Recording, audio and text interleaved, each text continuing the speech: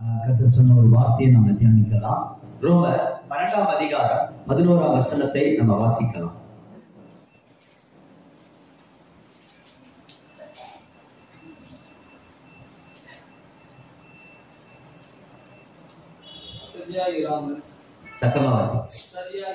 அசதியாயிராமல் ஜாக்கிரதையாயிருங்கள், ஆவியிலே அனலாயிருங்கள், ஊழியம் செய்யுங்கள்.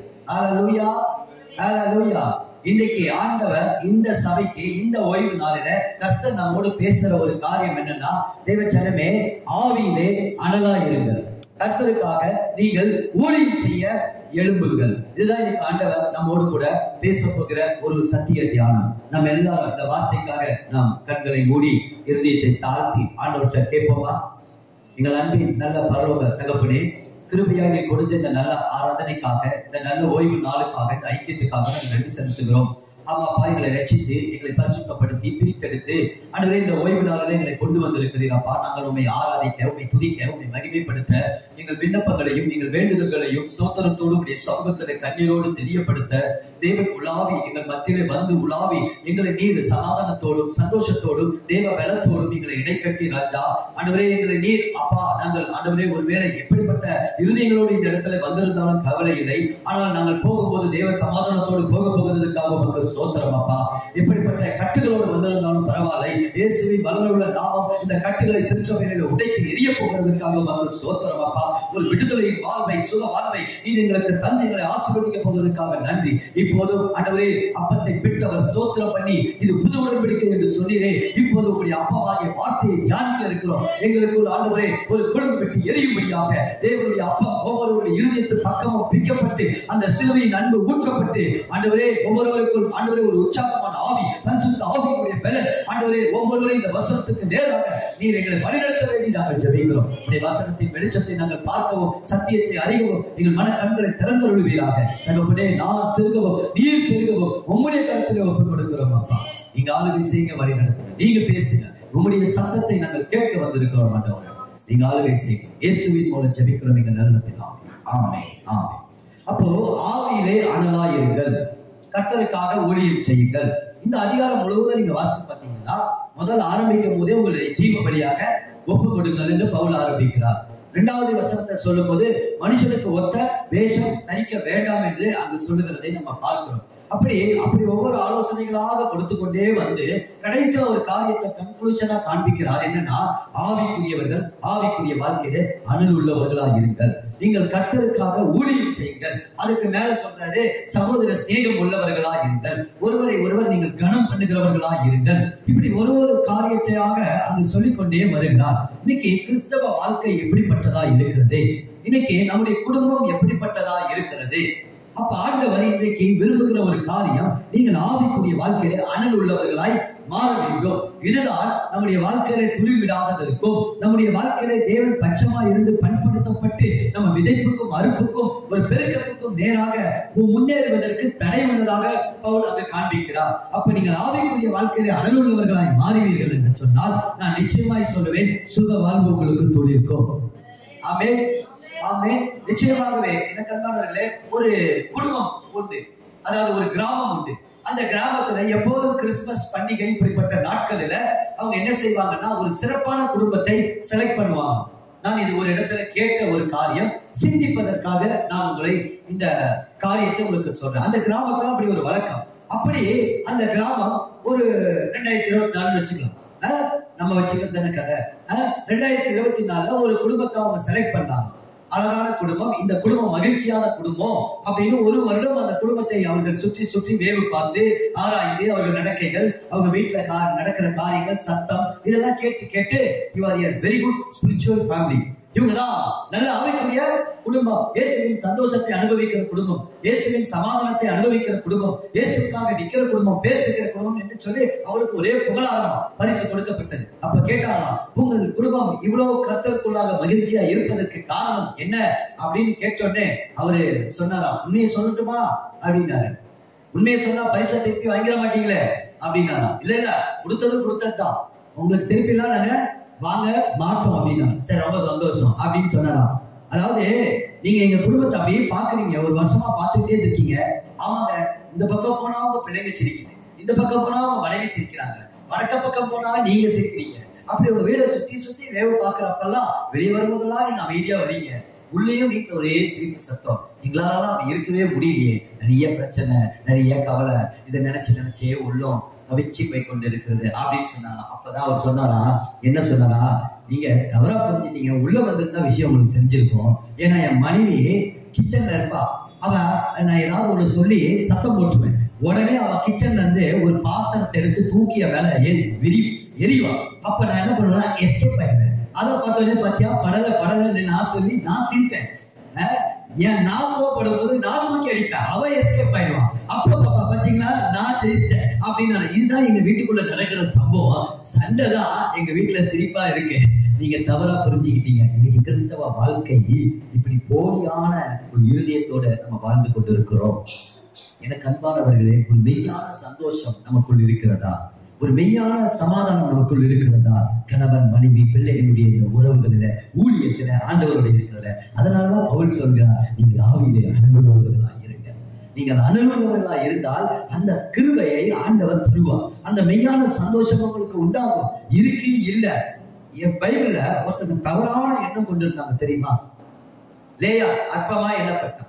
அவ ஒவ்வொரு குழந்தையை பெற்றெடுக்கும் போது என்ன சொல்றான், கர்த்தர் என்னை கேட்டார், கர்த்தர் என்னை பார்த்தார், கர்த்தர் என்னை அப்படின்ட்டு யூதா பிறக்கும் போது தான் ஒரு வெளிப்பாடு வருது, நான் இனிமேல் கர்த்தரை துதிப்பேன் என்று சொல்லி யூதா பிறக்கிறான். அப்போ அந்த இடத்துல ஒரு காரியம், இதனால் என் கணவர் என்னை நேசிப்பார் அப்படின்றது எவ்வளவு தப்பான என்ன தெரியுமா? அது கணவன் ஒரு குழந்தை பெற்று கொடுக்கறதுனாலதான் மனைவி நேசிக்கணுமா? கிடையாது. ஆதாம் ஏவாள்ல நம்ம பார்க்கலாம், என்ன சொல்றாங்க, இவள் என் எலும்பிலும் என் எலும்பு, என் மாம்சத்திலும் என் மாம்சம். அப்போ ஆதாமுக்கு கர்த்தர் ஏவாளை உண்டாக்கினார் என்றால், கணவன் மனைவி எல்லார வாழ்க்கையினாலே ஒரு பிள்ளையை பெற்றெடுத்ததுனாலே அந்த அன்பு ஐக்கியம் அல்ல, அந்த விவாகம் தேவனால் ஏற்படுத்தது. இனி இவள் தான் என் வாழ்க்கை துணை என்று சொல்லி அந்த அன்பிலே இணைக்கப்பட வேண்டும், ஆவியானவருடைய பலத்தினாலே இணைக்கப்பட வேண்டும். புரியுதுங்களா? நான் சொல்ற ஒரு கான்செப்ட் புரியுதா? இந்த கான்செப்ட் தான். அப்ப இன்னைக்கு இந்த குடும்பங்கள்ல நமக்கு ஆவியிலே அனல் உள்ளவர்களாய் நாம் இன்றைக்கு நடத்தப்பட வேண்டும். அப்போ எனக்கு அன்பானவர்களே, ஆவியில நம்ம அனல் உள்ளவர்களா இருக்கணும். ஒரு 3 காரியங்கள் தான் நான் சொல்ல போறேன். நான் ஒரு 10-15 நிமிஷத்துல முடிச்சிருவேன். இன்னைக்கு கர்த்தர் அதை மட்டும்தான் என்னோட பேச சொல்லுங்க. அப்ப நான் ஆவியில அனல் உள்ளவனா இருந்தா என் குடும்பத்துல என் ஐக்கியம் சரியா இருக்கும், என் குடும்பத்துல இருக்கிற கிறிஸ்துவனுடைய சந்தோஷம் சரியா இருக்கும், நான் செய்யற ஊழியத்துல தேவன் ரொம்ப பிரியப்படுவார். அப்ப எனக்கு அன்பானவர்களே, இந்த நாள்ல நீங்க பாத்தீங்க அப்படின்னு சொன்னா ஆசீர்வாதம்னா முதல்ல என்ன தெரிஞ்சுக்கணும். நீதிமொழிகள் 28 நினைக்கிறேன், உண்மை உள்ள மனுஷன் பரிபூர்ண ஆசீர்வாதத்தை பெறுவான். நம்ம இன்னைக்கு ஆசீர்வாதம்னா என்ன சொல்லுங்க பாப்போம். நீ சொல்ல பாப்பா, குட்டி பிள்ளைங்க சொல்லுங்க, ஆசீர்வாதம்னா என்ன? சும்மா ஏதாவது ஒண்ணு சொல்லு, ஏதாவது ஒண்ணு சொல்லு. ஆசீர்வாதம் என்ன? அது நீ இங்கிலீஷ்ல சொல்லாத, ஏதாவது ஒண்ணு. ஆசீர்வாதம்னா நீ என்ன நினைக்கிற? ரொம்பலாம் யோசிக்க வேண்டாம், உன் லெவல்ல நீ என்ன யோசிக்கிறியோ அதை சொல்லு, டக்குன்னு, அவ்வளவுதான். ஏதாவது ஒண்ணு. மற்றவங்களுக்கு நன்மை செய்கிறது ஆசீர்வாதம் தான். அதுக்கு உனக்கு ஆசீர்வாதம் இருந்தாதான் அந்த ஆசீர்வாதத்தை நீ செய்ய முடியும். இப்ப நான் இன்னைக்கு ஒரு காரியத்தை உங்களுக்கு சொல்றேன். ஆசீர்வாதம் பைபிள்ல படிக்கிற இந்த பெர்ஃபெக்ட் பிளஸிங், பரிபூர்ண ஆசீர்வாதம் என்பது முதலாவது ஆவிக்குரிய ஆசீர்வாதம். என்னது முதல் ஆசீர்வாதம்? ஆவிக்குரிய. அதனாலதான் எபேசியர் 1 வாசிக்கிறோம், நம் உன்னதங்களில் இருக்கிற ஆவிக்குரிய ஆசீர்வாதங்களினாலும் அப்படின்னு வரும். 2வது காரியம் உங்களுடைய சரீரம். பிரியமானவனே, உன் ஆத்துமா வாழ்வது போல் எல்லாவற்றிலும் வாழ்ந்து சுகமா இருக்கிறதே. தேவன் நம்முடைய சுகத்தை விரும்புகிறார். தேவன் வாசம் பண்ணுகிறார். பரிசுத்த ஆவியானவர் தங்குகிற ஒரு ஆலயம். உங்களுக்கு சுக வாழ்வுதான் ஒரு பெரிய ஆசீர்வாதம். தேவன் அந்த சுகத்தை கொடுக்கிறார். 3வது, நித்திய ஜீவனை அளிப்பேன் என்பதை அவர் நமக்கு கொடுத்த வாக்குத்தத்தம். அந்த நித்திய ஜீவன் தான் நமக்கு ஆசீர்வாதம். 4வது ஆசீர்வாதம் என்ன தெரியுமா? இந்த பூமிக்குரிய ஆசீர்வாதம், பொருளாதார ஆசீர்வாதம், அப்பம் தண்ணீர் ஆசீர்வாதம், கை நிறைய பணம். மற்றவங்களுக்கு இப்ப பாப்பா சொன்னா பாத்தீங்கன்னா, நான் நன்மை செய்யணும். எந்த நன்மைனா அவ என்ன நன்மையை நினைச்சு சொன்னாலும் தெரியல. ஆனா எல்லா நன்மைகளையும் இயேசு செஞ்சார். அவர் நன்மை செய்தவராய் சுட்டி தெரிந்தார். ஆனா இன்னைக்கு பிசாசு ஆண்டவர் கொடுத்த இந்த 3 ஆசீர்வாதத்தை பேக்ல தள்ளிட்டு இந்த பொருளாதார ஆசீர்வாதத்தை மட்டும் முக்கியப்படுத்தி அது உனக்கு இல்ல, அது உனக்கு இல்ல, அது உனக்கு இல்ல என்று. ஆனா வேதம் சொல்லுகிறது, அநேக அடைக்கலாம் குருவிகளை பார்க்கலாம் நீங்கள் விசேஷமானவர்கள், உங்களுக்கு என்னது தேவை என்பதை பரமபிதா அறிந்திருக்கிறார், அவர் உங்களுக்கு அதை தருவார் என்று எழுதியிருக்கிறது. தேவனுடைய ராஜ்யத்தையும் நீதியையும் தேடுங்கள், அப்போது இவைகள் உங்களுக்கு கூட கொடுக்கப்படும். லோவஸ்ட் அண்ட் சீப்பஸ்ட் ஆசீர்வாதம் எதுனா இந்த உலக ஆசீர்வாதம். ஹையஸ்ட் ஆசீர்வாதம் எதுனா ஆவிக்குரிய ஆசீர்வாதம். என் சரீர சுகத்தோடு நான் கற்றுக் கொடுக்கிற பலத்தோடு நான் இருப்பது. மூன்றாவது, நித்திய ஜீவனுக்கென்று நான் தெரிந்து கொள்ளப்பட்டவர். நான் இந்த பூமிக்குரியவன் அல்ல, நான் பரலோகத்து வாசி, நான் பரலோகத்துக்கு தேவனுடைய பிள்ளை. இந்த சிந்தனை தான் உங்களை இந்த பூமியில எப்படி இருக்கும்னா செல்வ சீமானா வைக்கும். உங்க கைகளை பலப்படும், உற்சாகமா நீங்க உழைப்பீங்க. ஆண்டவர் நீதிமான் செய்கிற அனைத்து காரியத்தையும் ஆசீர்வதிக்கிறார். இதை புரிஞ்சுக்கோங்க. அப்ப ஆசீர்வாதம் அப்படின்னா இந்த ஆண்டு கேளுங்க, ஆவிக்குரிய ஆசீர்வாதத்துல நான் சரியா இருக்கிறேன்னா, ஆண்டவரே என்னுடைய சரீரம் தேவன் தந்துகிற ஆலயம், அதனாலதான் நல்ல சாப்பாடை சாப்பிடணும், கண்டதை சாப்பிடக்கூடாது. நம்ம தேவன் தந்துகிற ஆலயம், கரெக்டா இந்த சரீரத்தை வச்சுக்கணும். எக்ஸசைஸ் பண்ணா எக்ஸசைஸ் பண்ணணும். பேட்ரிக் ஜோஷுவான FMB உடைய ஃபவுண்டர் லீடர் நான் பணியாற்றினேன். விஸ்வவாணியில எமில் செபசிங்க அந்த பெரிய ஊழியத்தை எடுத்து நடத்தினவர். இவங்கெல்லாம் காலையில 5 o'clock எந்திரிச்சு 1/2 hour வாக்கிங் பண்ணி தன் உடலை திடகாத்திரமாக வைத்துக் கொண்டார்கள். ஊழியை செய்தவங்களை நான் சொல்றேன், கர்த்தர் சில நேரம் நம்ம சோர்வுகளை பலப்படுத்துவார். ஆனா அதுக்காக நம்ம சரீரத்தை அற்பமா இருக்கக்கூடாது. இந்த பூமியில இருக்கிற வரைக்கும் இந்த சரீரம் தேவன் தங்குகிற பரிசுத்த ஆவியானவருடைய ஆலயம். அப்ப அதை கண்டதை சாப்பிட்டு கெடுத்து நாமே நமக்கு சூனியம் வச்சுக்க கூடாது. புரியுதுங்களா? இதுதான். அப்போ அது தேவன் என்ன செய்வாரு? ஆசீர்வதிப்பார். தேவன் தங்கி நம்ம உடம்ப நம்ம நல்லா பார்த்துக்கணும். அதே போல நம்முடைய இருதயம், ஆத்துமா, நம்முடைய ரட்சிப்பு பரலோகத்துல வைக்கப்பட்டிருக்கு. அந்த சிந்தையோடு ஒவ்வொரு நாளும் என்னுடைய குடியிருப்பு இங்கே இல்ல, பரலோகத்துல என்னுடைய குடிப்பு இருக்கிறது என்பதை அறிந்து கொள்ள வேண்டும். இதுதான் பர்ஃபெக்ட். அப்போ பூமியில உங்களுக்கு தேவையானது எல்லாத்தையும் கொடுப்பாரு. நீங்க ஜெப கூட்டம் நடத்துறீங்களா, உங்களுக்கு நல்ல ஒரு பெரிய ஹால் நிறைந்த வீட்டை கொடுப்பாரு. நீங்க நிறைய ஊழியம் செய்றீங்களா, நிறைய கிராமங்களுக்கு போய் கார் வசதியை உங்களுக்கு கொடுப்பாரு. கர்த்தருக்காக, உங்களுக்காக அல்ல.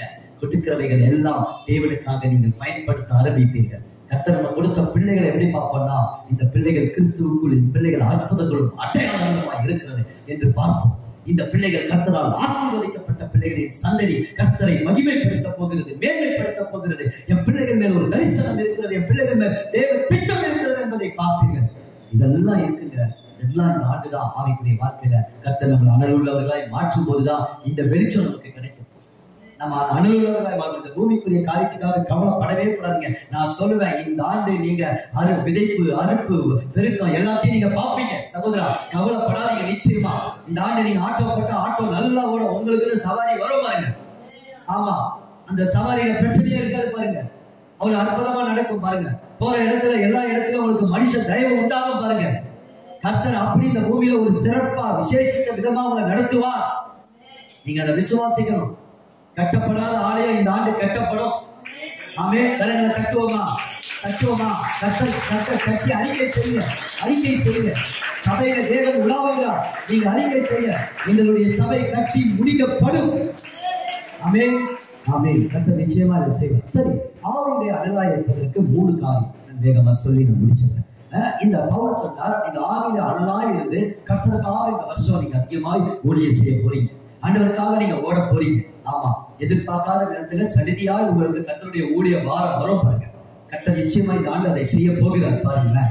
அப்போ அதாவது ஆவியில அனலாய் இருக்கணும், இருக்காம இருக்கிறதுக்கு ஒரு உதாரணம் நான் சொல்றேன். முதல்ல அதை புரிஞ்சுக்கிட்டு அதுக்கப்புறம் நான் 3 காரியத்தை சொல்லிடுறேன். அதாவது இந்த விறகு அடுப்புலாம் இருப்பாங்க தெரியுமா? இங்க கிராமங்கள்ல நீங்க இருக்கீங்க சைட்ல, அதனால உங்களுக்கு நல்லா தெரியும். அப்ப பாத்தீங்க அப்படின்னு சொன்னா அதுல கொஞ்சம் குச்சிச்சா நிறைய விறகு போடுவாங்க. அதுலதான் துணிதண்ணி வைப்பாங்க, குழம்பு வைப்பாங்க. ஊர் கிராமத்துல எல்லாம் அதெல்லாம் வைப்பாங்க. நீங்க நல்லா அதை கவனிச்சு பாருங்களேன். அந்த விறகுதான் எரிஞ்சி ஒரு அனலை உண்டாக்கும். நீங்க அதை கவனிச்சு பாருங்க. இப்போ நான் அனலா இருக்கிறேன்னா, ஈரமா இருக்கிறேன்னு வச்சுக்கோங்க. ஒரு குச்சி, நான் ஒரு குச்சியை ஈரமா இருக்கிறேன்னு வச்சுக்கோங்க. இந்த ஈரமா இருக்கிற குச்சி எதுக்காக உபயோகப்படுமா? அது அனலா இருக்குமா? அதுல இருந்து ஏதாவது ஒரு வார்மப், ஏதாவது ஒரு பிரயோஜனம் கூட இருக்காது. ஈரமான குச்சி ஒண்ணுத்துக்கு. ஆனா இந்த ஈரமான குச்சியை எடுத்து எரிஞ்சுக்கிட்டு இருக்க அனலுக்குள்ள அப்படி போட்டீங்க அப்படின்னா என்ன ஆகும்? கொஞ்ச நேரத்துல அந்த ஈரம்லாம் என்ன ஆயிடும்? பற்றி போய் அது இல்லாம ட்ரை ஆகி அதுவும் பற்றி கொண்டு எரிந்து அதுவும் அனலுள்ள ஜீவியத்துல அது மேல எதை வைக்கிறோமோ அந்த பாத்திரத்தை அது ஹீட் பண்ணிக்கிட்டே இருக்கும். அப்ப எனக்கு அன்பானவர்களே, இன்னைக்கு நம்முடைய வாழ்க்கை ஒருவேளை ஈரம் உள்ளதா இருக்குமானால், ஈரம் என்றது நான் எதை சொல்றேன்னா, சுயநலமா, பெருமையா, அகந்தையா, ஒரு சுய வாழ்க்கை, ஆண்டவருக்கு பிரியம் இல்லாத, ஆண்டவரோடு இல்லாத ஒரு தூரமான ஒரு வாழ்க்கை இன்னைக்கு அது இருக்குமானால், நாம் அனல் உள்ளவர்களாய் மாற வேண்டும் என்று சொன்னால், நாம் நிச்சயமாகவே எனக்கு அன்பானவர்களே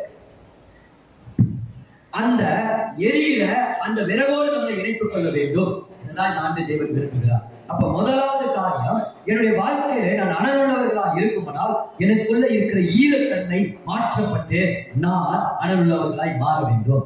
அப்போ முதல் காரியம், நான் அனலுள்ளவர்களாய் மாறுவதற்கு முதல் காரியம், யாக்கோப்பு 1ஆம் அதிகாரத்தை எடுத்துக்கோங்க. யாக்கோப்பு 1ஆம் அதிகாரம் வாசிக்கலாம். 19ஆம் வசனத்தை வாசிக்க.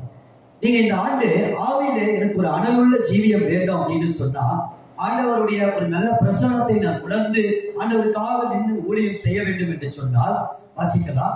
யாக்கோப்பு 1:19.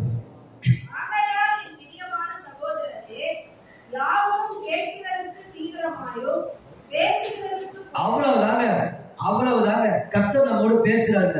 எத்தனை பேர் ஒத்துக்கிறீங்க?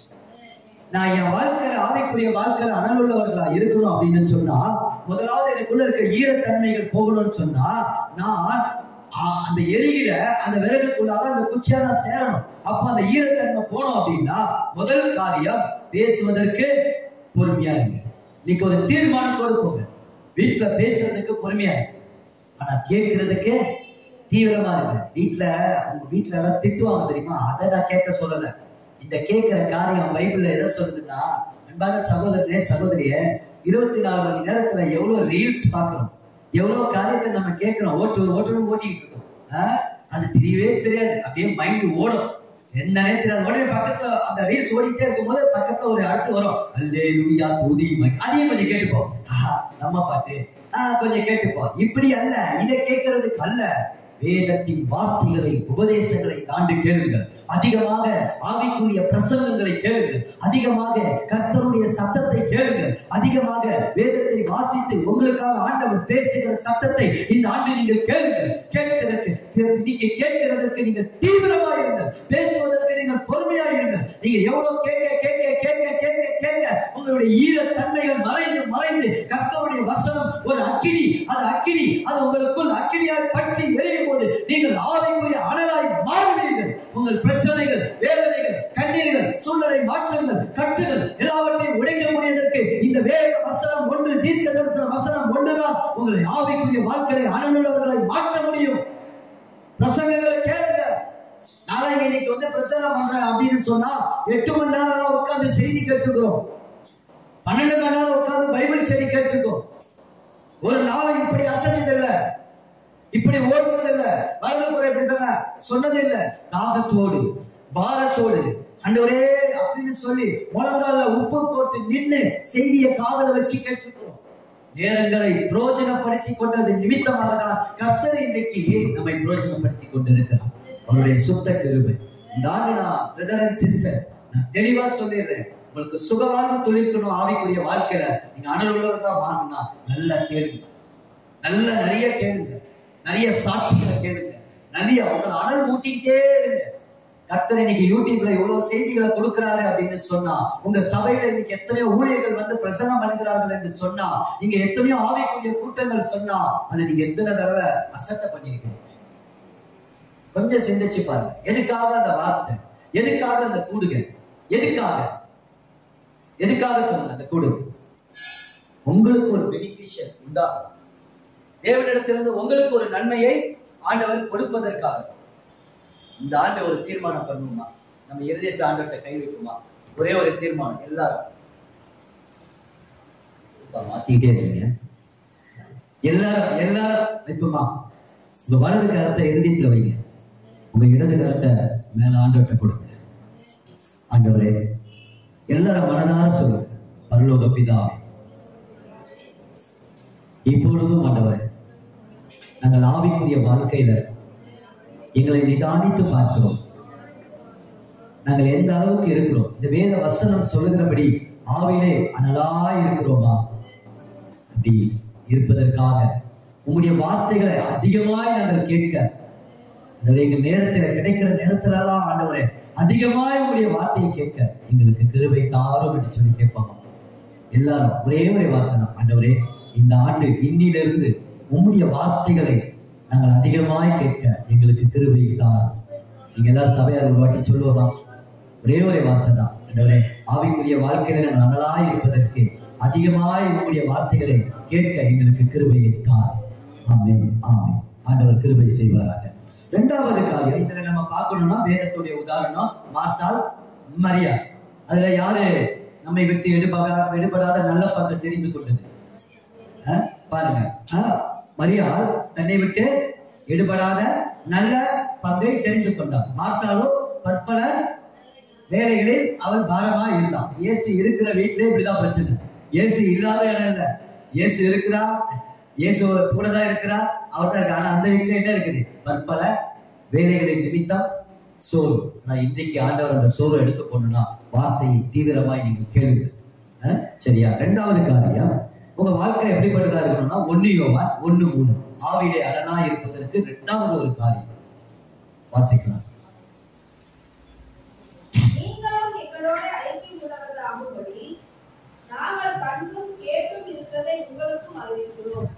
எங்களுடைய ஐக்கியம் பிதாவோடும் அவருடைய குமாரனாகிய இயேசு கிறிஸ்துவோடும் இருக்கிறது. இரண்டாவது காரியம், என்னுடைய வாழ்க்கையிலே நான் ஆவிக்குரிய வாழ்க்கையிலே அனலுள்ளவர்களாய் ஒரு வாமப்பாய் நான் இருக்கணும் அப்படின்னு சொன்னா எனக்கு அன்பானவர்களே, இரண்டாவது காரியம் ஐக்கியத்திலே நீங்கள் ஆசீர்வாதமாய் இருக்க வேண்டும், ஐக்கியப்பட வேண்டும். உங்களுக்குள் நல்ல சரியான ஐக்கியம் இருக்க வேண்டும். முதலாவது ஐக்கியம், நான் 3 ஐக்கியத்தை சொல்லிடுறேன். முதல் ஐக்கியம் உங்களுக்கும் தேவனுக்கும் உள்ள ஒரு ஐக்கியம், அதுதான் இங்க அழகா சொல்றேன். இரண்டாவது ஐக்கியம் உங்களுடைய குடும்பத்திலே நீங்கள் எப்படி இருக்கணும்? நல்ல ஐக்கியமா இருக்கணும். மூணாவது ஐக்கியம் சபையிலே நீங்கள் ஐக்கியமா இருக்கணும். அல்லேலூயா. இந்த ஐக்கியம் இந்த ஆண்டு பெறப்படும்னா நீங்க ஆவியிலே அனல் உள்ளவர்களாய் மாறுவீர்கள்.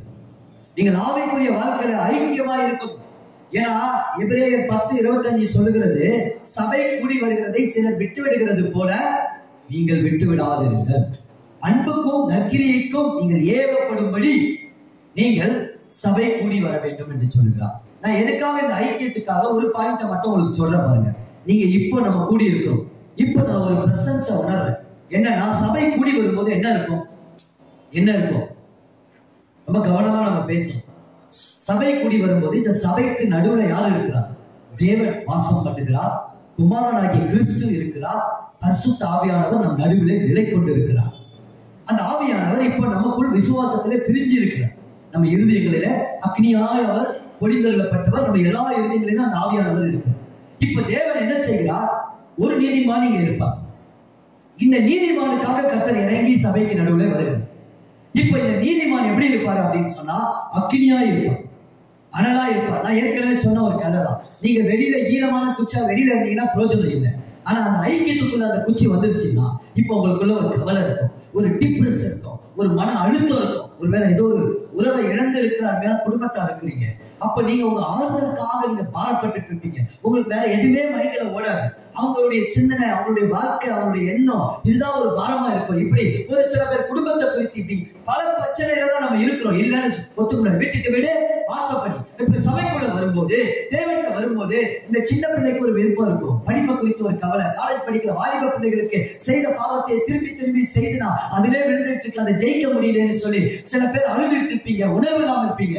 இப்ப ஆவியானவர் இந்த சபைக்குள்ள வரும்போது, இந்த ஐக்கியத்துக்குள்ள வரும்போது நான் என்ன செய்கிறார் அப்படின்னா ஒரு உணர்வை கொடுக்கிறார். ஒவ்வொருவருடைய கவலைகளையும் ஆறுதல்களையும் ஆவியானவர் தேவன் அவர் கண்ணோக்கி பார்க்கிறவராக இருக்கிறார். என் பிள்ளை ஐக்கியத்துக்குள்ள வந்திருக்குன்னு சொல்வது அந்த நீதிமானுக்காக தேவன் அவர்கள் மேல் அக்னியா இறங்குவார். அந்த அக்னியுடைய வாமப் என்ன செய்யும் அப்படின்னா இந்த சபையில் அப்படியே கடந்து வரும். சில பேர் கால்வலி, சில பேர் தலைவலி, சில பேர் தோல்வலி, ஏதோ ஒரு உடல் சுகவீனத்தோடு வந்திருப்பீங்க.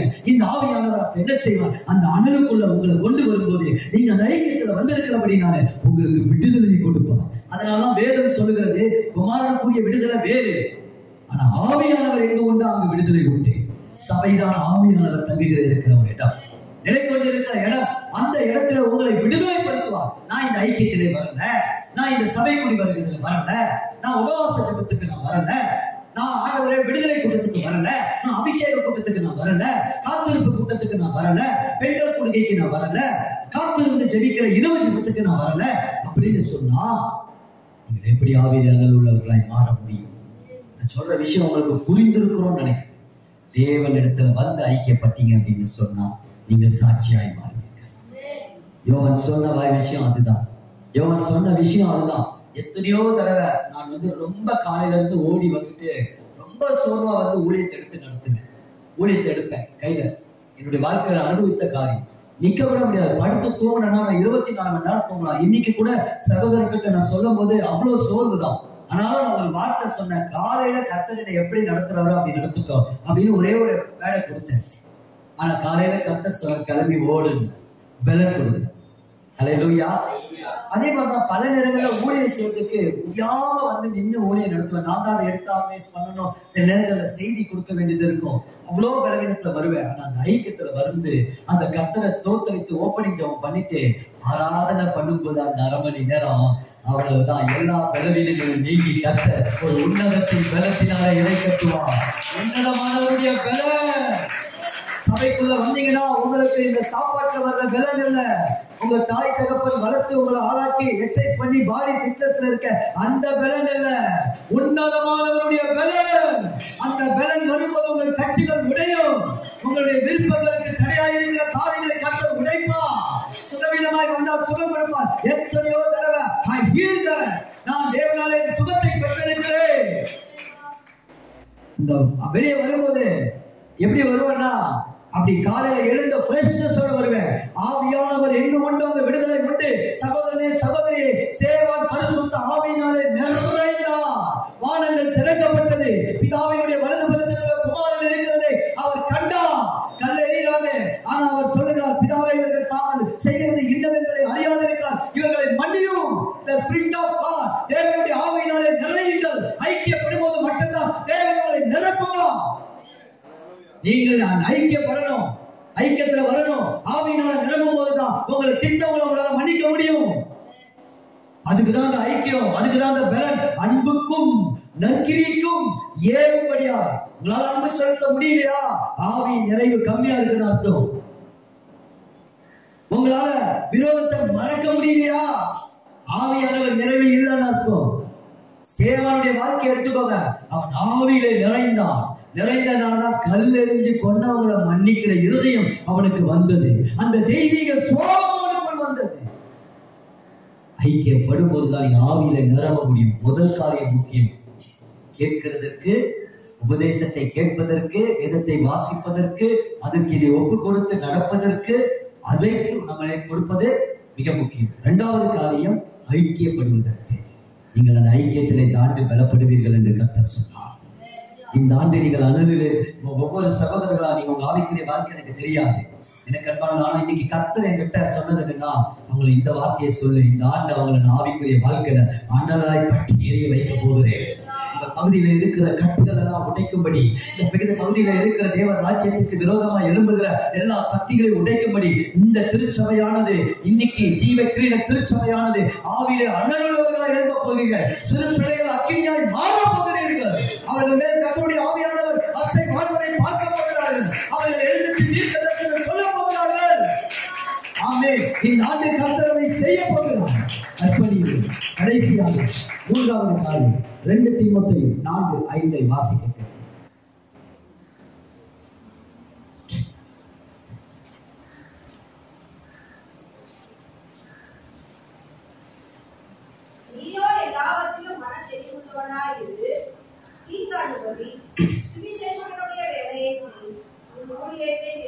உன் ஊழியத்தை நிறைவேற்று. எல்லார் வேலையும் ஊழிய மாற எத்தனை பேர் ஒத்துக்கிறீங்க? என்னெல்லாம் அழைக்கலங்க. இப்ப அது ஒரு சாக்கு தெரியுமா? உங்களை பிரசங்கம் பண்றதுக்கு அழைச்சிருக்காரு, நீங்க பண்றீங்க. எங்களெல்லாம் அதுக்கெல்லாம் அழைக்கணுங்க. ஆனா ஒரு காரியம் சொல்லட்டுமா? ஏசாயால என்ன சொல்றாரு? இந்த ஜனத்தை எனக்காக ஏற்படுத்தினேன், இவர்கள் துதியை பாடி வருவார்கள் நான் சொல்லியிருக்காங்க. கர்த்தரை துதி முதல் உங்களுக்கு, அவர் செய்த நன்மைகள் உங்களுக்கு, தேவனுடைய ஆசீர்வாதம் உங்களுக்கு, எல்லாத்தையும் ரட்சிப்பு உங்களுக்கு, சந்தோஷம் உங்களுக்கு, சமாதானம் உங்களுக்கு, எல்லா நன்மைகளும் இயேசு உங்களுக்கு தருவார். இப்போ நீங்க என்ன செய்வீங்க? துதிப்பீங்க. இப்ப அதுக்கு அடுத்து என்ன செய்வீங்க? அதை சொல்லி வருவார்கள். உன் ஊழியத்தை நிறைவேற்று, உங்கள் ஊழியத்தை நிறைவேற்று. கர்த்தர் உங்களுக்கு கொடுத்த ஊழியத்தை சிறப்பா செய்ய. உங்களுக்கு தெரியும் கர்த்தர் என்ன ஊழியத்தை உங்களுக்கு கொடுக்கிறார் என்பது. சில பேர் அந்த ஊழிய பாரம் இல்லாம இருக்கிறீங்க. அப்படி இருக்கக்கூடாது. ரெண்டே கூட்டம் தான் இந்த பூமியில. ஒண்ணு என்ன தெரியுமா? ஒண்ணு மிஷனரி, இன்னொன்னு மிஷனரி பணித்தவன். யாரு மிஷனரி, யாரு மிஷனரி பணித்தவன்? இதை கண்டுபிடிச்சிட்டீங்கன்னா ஊழியம் செய்வீங்க. என்ன பிரதர் சொல்ல போற? யாரு மிஷனரி, யாரு பணித்தவன்? இயேசு இல்லாதவங்க பணித்தவன், இயேசு இருக்கிறவங்க மிஷனரி. அப்போ ஒரு மிஷனரி என்ன செய்யணும்? கர்த்தருடைய ஊழியத்தை செய்யணும். எங்க போய் செய்யணும்? பணித்தளத்துல போய் செய்யணும். இயேசு இல்லாத இருதயத்தை போய் சந்திக்கும்படியாக. எனக்கு அன்பானவர்களே, தேசம் அறிந்து கொண்டிருக்கிறது. ஜனங்கள் சீர்கட்டு போய் கொண்டு இருக்கிறார்கள். பிசாசு கொஞ்ச காலமாக இருக்கிறது. 2 நாளைக்கு முன்னாதாக வேதத்தில் இருக்கிற விக்கிரக காரியங்கள் எல்லாத்தையும் நான் லிஸ்ட் அவுட் எடுத்தேன். மரணத்தின் ஆவி, பாதாளத்தின் ஆவி, இப்படி அம்மோரியின் ஆவி, மோவாபின் ஆவி, அசிரியாவின் ஆவி, இது எல்லாம் இந்த வலு சர்ப்பத்தின் பாம்பு, இவைகள் எல்லாம் இக்காலகட்டத்தில் உயிர்ப்பிக்கப்பட்டிருக்கிறதாம். இது தேசத்தை பால் கடிக்கும்படி, தேசத்தின் மக்களை அழிக்கும்படி தனக்கு கொஞ்ச காலம்தான் இருக்கிறது என்று சொல்லி அவன் வேகமாக தெரிந்து கொள்ளப்பட்டவர்களை வஞ்சிக்கும்படி அந்த ஆவிகளை அவன் ஏவப்பட்டிருக்கிறான். எனக்கு அன்பானவர்களே, நீங்களும் நானும் ஜெபிக்காவிட்டால், நீங்களும் நானும் ஆத்தும பாரம் இல்லாமல் நாம் நிர்விசாரமா இருப்போமானால், நமக்கு கண்ணுக்கு முன்னாடியே ஆத்துமாக்கள் நரகாக்கினைக்கு நேராக அழிந்து கொண்டிருக்கிறது. இன்னைக்கு கிறிஸ்தவ சபையும் அழிந்து கொண்டிருக்கிறது. இன்னைக்கு நீங்கள் ஒரு மிஷனரியாய் மாறுங்கள். இன்னைக்கு நாம் ஒரு மிஷனரியா இருப்போமானால் அவர்களுக்காக பாரப்பட்டு ஜெபிப்போம். முன்மொழியத்தை நிறைவேற்று. இயேசு செய்த ஊழியம் என்ன? எந்த மனுஷனும் கெட்டு போவது அவருக்கு சித்தம் அல்ல. எல்லா மனுஷனும் ரட்சிக்கப்பட வேண்டும் என்பதுதான் அவருடைய சித்தம். உங்களுடைய ஜெபம் எப்படி இருக்கிறது? நம்முடைய பாடல் கருத்துள்ளதா இருக்கிறதா? அப்போஸ்தலர் 17ஆம் அதிகாரத்திலே பவுலும் சீலாவும் உட்காவலறையிலே பிரசங்கம் பண்ணல. அவர்கள் உட்காவலறையிலே அவர்கள் ஜெபித்தார்கள். உட்காவலறையிலே அவர்கள் கருத்தோடு பாடினார்கள். அதுதான் பவுல் சொன்னார், நான் ஆவியோடும் பாடுவேன், கருத்தோடும் விண்ணப்பம் பண்ணுவேன், கருத்தோடும் ஜெபிப்பேன் என்று சொன்னார். ஒரு கருத்து நமக்குள் வர வேண்டும். உன் ஊழியத்தை நிறைவேற்று. ஜெப ஊழியம் உனக்குள் இன்னும் வரட்டும்.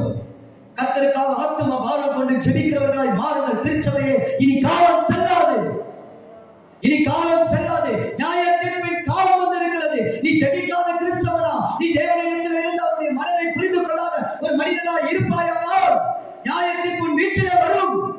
கலிபோர்னியாவில் இன்னைக்கு பார்க்கிற அக்கினி உன் வீட்டிலே பட்சிக்குமானால் மிகையாகாது.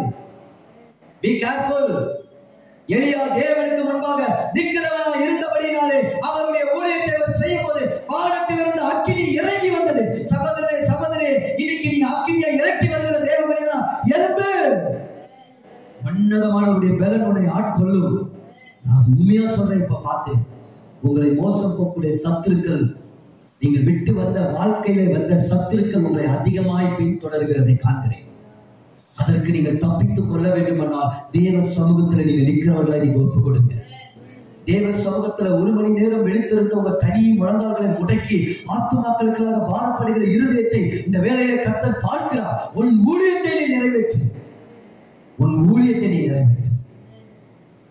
கர்த்தர் உன் ஊழியத்தை நீ செய்யும் போது எங்க இருப்ப தெரியுமா? இயேசு எங்க இருந்தாரோ என் ஊழியக்காரன் அங்கே இருப்பான். இயேசு என்ன செய்தாரோ அதை தான் நீ செய்வ. அப்ப ஆண்டவர் என்ன செய்வார் தெரியுமா? உனக்கு முன்னே போவார். உங்களுடைய கோணலானவைகளை செவைப்படுத்துவார். உன் பாத செவைப்படும். வருஷத்தை நன்மையினால் முடிசூட்டுவார். நம்முடைய பாதை நெய்யாய் பொடியும். ஆசீர்வதிக்கும். ஊழியம் செய்ய, ஊழியம் செய், ஊழியத்தை செய். எல்லாரும் எழுந்து நிற்போமா? எல்லாரும் எழுந்து நிற்போம். இன்னைக்கு ஆண்டவருக்கு கீழ்ப்படிந்து உன் ஊழியத்தை நிறைவேற்று. இதான் வார்த்தை. ஊழியத்துல ஆண்டவர் திருப்திப்படும். மனுஷன் நான் ஊழியம் செஞ்சிட்டேன்னு சொல்லி என்ன பாராட்டுதல் வேண்டாம். முதல்ல அந்த சிந்தையை எடுத்துருங்க. மனுஷனுடைய பாராட்டு எனக்கு வேண்டாம். நான் இன்னைக்கு ஊழியம் செய்யறேன் அப்படின்னு சொன்னா தேவன் தான் எனக்கு சாட்சி கொடுக்கும். எத்தனை பேர் அதை விரும்புறீங்க? மனுஷனால் வருகிற மகிமையை நான் ஏற்றுக்கொள்ளேன்னு ஆண்டவர் சொல்லியிருக்கிறார். இன்னைக்கு உங்க ஊழியத்துக்கு எந்த மனுஷனும் உங்களுக்கு சர்டிபிகேட் கொடுக்க வேண்டாம்.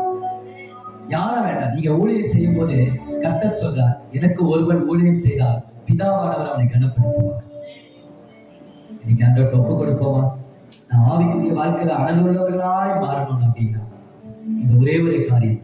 கடைசியா ஒரு வசனத்தை வாசிக்கலாமா? யோபு 36:11. இந்த வார்த்தையை ஆண்டவர் எனக்கு சுட்டி காட்டினார். ஆண்டவரை சேவித்து ஆண்டவருக்கு நீ மனத்தாழ்மையோடு ஊழியம் செய்யுங்க. கஷ்டங்கள் இருக்கதான் செய்யுது சகோதரனே, சகோதரியே. சோதனைகள் உன் வாழ்க்கையில இருக்கு, கர்த்தர் காட்டுகிறார். உன் வாழ்க்கையில பலவிதமான பிரச்சனைகளுக்கு மத்தியில நீ போற. ஆண்டவர் ஏன் உன்னை அழைக்கிறார் தெரியுமா? ஊழியத்துக்கு. உனக்கு நல்ல மனசு இருக்கு, அந்த ஆண்டவருடைய இருதயம் உனக்கு இருக்கு. மேய்ப்பன் இல்லாத ஆடுகள், தொய்ந்து போன ஆடுகள், இது பாவத்திலையும் சாபத்திலையும் வியாதியிலும் அழிந்து போகிற இந்த ஆத்துமாக்களை சுற்றி பார்க்கும்போது உனக்குள்ள ஒரு பாரத்தை பார்க்கிறார் ஆண்டவர். அந்த மனதுருக்கத்தின் ஆவி உனக்குள்ள இருக்கிறத பார்க்கிறார். உன்னை இந்த சூழ்நிலைகளில் கொண்டு போறது எதுக்கு தெரியுமா? நீ கர்த்தருக்காக மனதுருகி ஊழியம் செய்யணும்ன்றதுக்காக தான். கொஞ்ச நாள் உன் உபத்திரவ நாட்கள் முடிந்து போகும். சகோதரி கவலைப்படாத. நீ கர்த்தருக்காக நிற்க இன்னைக்கு உன்னை ஒப்புக்கொடு. வாலிப பிள்ளையை நீ ஒப்புக்கொடு. வாலிப சகோதரனை ஒப்புக்கொடு. உன் பழைய பாவம் முந்தின பாவத்தெல்லாம் நினைக்க மாட்டார். எல்லாத்தையும் கழுவி அவர் சுத்திகரிக்கிறார். உன் ஆவியில அனலா கொண்டு வந்து ஆண்டவரே அப்பா உன் மேல ஆவி அனலா கொண்டு உன்னை கொண்டு ஆண்டவர் ஒரு காரியத்தை செய்ய போகிறார்.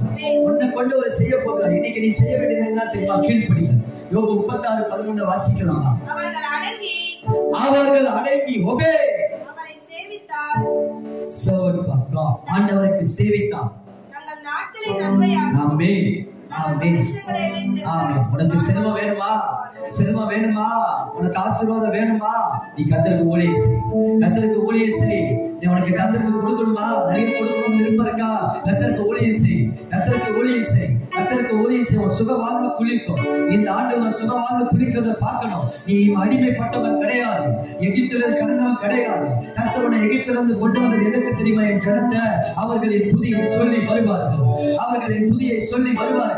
செங்கடல்கள் உனக்காக திறக்கும். மனாந்தரம் உன்னை ஒன்றும் செய்ய முடியாது. கர்த்தர் மேகமும் அக்கினியா வந்து உனக்கு நிற்பா. ஓ அந்த இடத்துல மன்னாவினால் உன்னை போஷித்து நடத்துவார். ஓ சீனாய் மலையிலே கண்மலையில் உன்னை நிறுத்துவார். ஓ உனக்கு வாக்கு கட்டப்பட்ட பூமியை கொடுக்க முடியாத ஓ எரிகிற கோட்டைகள் உடைக்கப்படும். துதி துதி துதி. கர்த்தர் ஊழியத்துக்கு நீ ஒப்புக்கொடு. ஒப்புக்கொடு. ஆத்மா பாரக்கொடு. ஆத்மா பாரக்கொடு. இந்த ஆண்டு உங்க சபையில சொன்னாங்க கிறிஸ்மஸ் ஒவ்வொரு கிறிஸ்மஸும் ஒரு ஆத்மாவை கூட்டிட்டு வரணும்னு சொல்லி அதை இலக்கா வச்சு நோக்கி ஓடுங்க. ஆண்டவருக்காக ஊழியம் செய்யுங்க. இந்த ஆண்டு நான் ஒரு ஆத்மாவை பிடிப்பேன். ஒரு ஆத்மா கொடுங்க. ஒரு ஆத்மா கொடுங்க. பணம் கேட்காதீங்க, பொருள் கேட்காதீங்க, தேவையை கேட்காதீங்க. ஆத்மாவை கேளுங்க. ஆத்மாவை கேளுங்க. ஆனா கேளாத ஐஸ்வர்யத்தை கொடுத்து ஆண்டவர் உங்களை நிரப்ப வந்தவர்.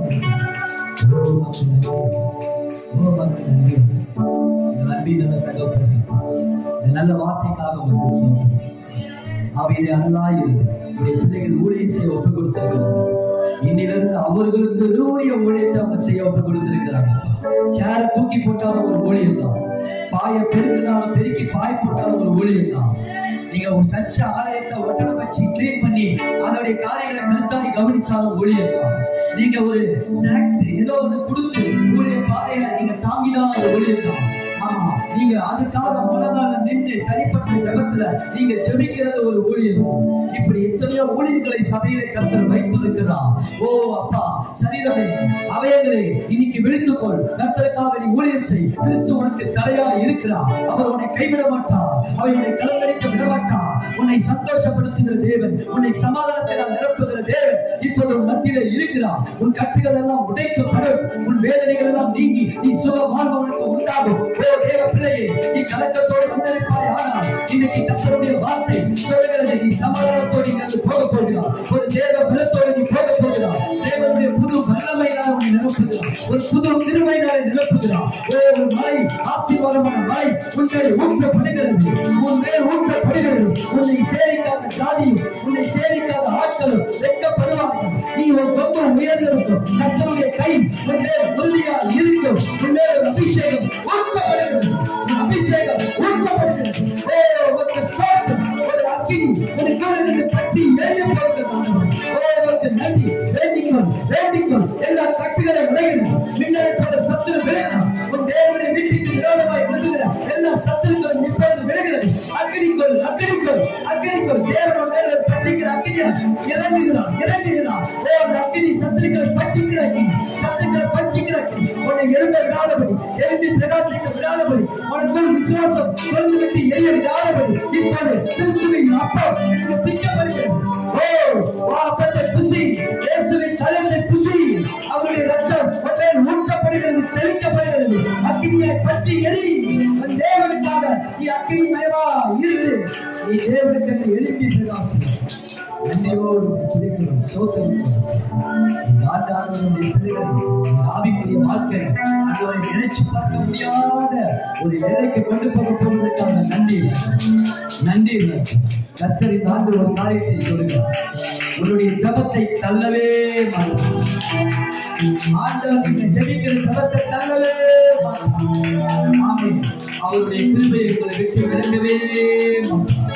இந்த தேவனுக்கு நம்ம ஸ்தோத்திரம் சொல்லுவோமா? இந்த தேவனுக்கு நாம் நன்றி செலுத்துவோமா? கர்த்தர் உனக்கு இந்த ஆண்டு இறங்குகிறார், இந்த ஆண்டு இறங்குகிறார். அவர் உன்னை ஆசீர்வதிக்கிறார், அவர் உன் முகத்தை பிரகாசிக்க பண்ணுகிறார். எதுக்கு தெரியுமா? வாழ்க்கையில நடந்த சம்பவங்கள், சில காரியங்கள் மற்றவர்கள் விசுவாசத்தை முடியாதபடி ஒரு குறைவு இருந்தது. ஆனா கர்த்தரை நீக்குகிறார், அந்த நுகத்தடியை நீக்குகிறார், அதை நீக்குகிறார். இப்போது மற்றவர்கள் பார்ப்பார்கள், உன்னை சுவிசேஷமாய் பார்ப்பார்கள், உங்களை மிருகமாய் பார்ப்பார்கள், இயேசு உங்களோடு இருக்கிறதை பார்ப்பார்கள். அவர்கள் சொல்லுவார்கள், உன் தேவன் உன்னோடு இருக்கிறார், உன்னோடு இருக்கிறார், உன் பிள்ளைகளோடு இருக்கிறார், உன் சபையோடு இருக்கிறார், உன்னுடைய முகத்திலே தெரிகிறது, உனக்குள்ள சந்தோஷத்தை பார்க்கிறேன் என்று சொல்லி அநேகருக்கு நீங்கள் நிருபமாய் மாறப்போகிறீர்கள். இயேசுவின் நிருபமாய் மாறப்போகிறீர்கள். கரங்களை தட்டி தேவனை மகிமைப்படுத்துவோமா? மகிமைப்படுத்துவோமா? தலை குனிந்து நீ வெட்கப்பட்டு அவமானப்பட்ட சூழ்நிலையில் இருந்தாயானால் கர்த்தரை உயர்த்தி நிற்கும் போது அவர்கள் எல்லாம் உன்னிடத்தில் வருவார்கள். அவர்கள் எல்லாம் உன்னிடத்தில் வந்து உன்னிடத்தில் பணிந்து கொள்ளுவார்கள். கர்த்தருடைய கரம் உனக்காக செய்ய போகிறது. உன்னை தூசித்தவர்கள், உன்னை நீதித்தவர்கள் எல்லாரும் மத்தியில வந்து மத்தியில குனிந்து மண்ணிட போகிறார்கள். கர்த்தருடைய பாதஸ்தலம் இங்கு வந்திருக்கிறது. கர்த்தர் தம்முடைய பிள்ளைகளை மகிமைப்படுத்துகிற நேரம், கர்த்தர் தம்முடைய பிள்ளைகளை பலப்படுத்துகிற நேரம், கர்த்தர் தம்முடைய பிள்ளைகளை ஆண்டவரை மேல் நோக்கி கொண்டு போகிற ஒரு நேரம். நன்றி ஆண்டவரே, நன்றி ஆண்டவரே. அதை கேட்கிறதுக்கு தீவிரமா இருப்போம், ஐக்கியத்துல ஒரு மனமா இருப்போம். அதே போல ஊழியம் செய்வோம். 3 காரியங்களை கர்த்தர் நமக்கு இன்னைக்கு கற்றுக் கொடுத்திருக்கிறார். இந்த சத்தியத்துக்கு நம்ம எல்லாரும் கரங்களை உயர்த்துவோமா?